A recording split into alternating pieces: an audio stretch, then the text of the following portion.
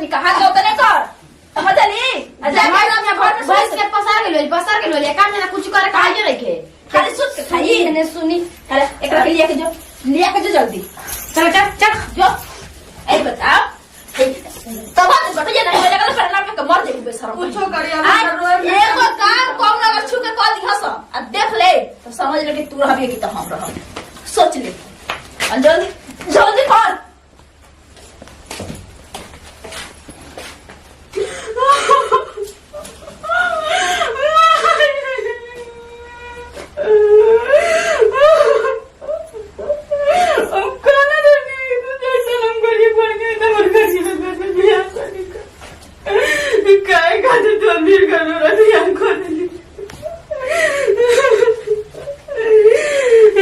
सबसे बड़ी खुशी हो गया लड़का हो गया लेकिन इसका तो हमारी खुशी नहीं हो गया खुशी नहीं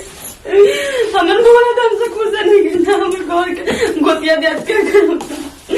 ज्यादा भगवान उठा चल पहले चल जरा पाके होशियार का जना लू आ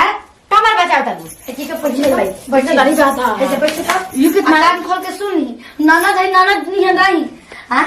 अच्छा रौरे बताएं बुच्ची जी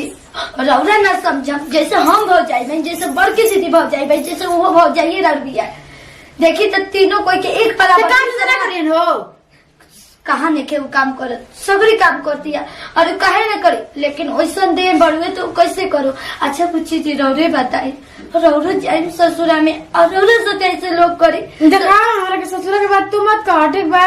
तो दिल पर कैसन लागी रौरा कैसन बीती वैसे सोचल जाला दूसरा के दर्द दुख समझे के चाहिए समझे से ना आधा दुख दर्द ना हाँ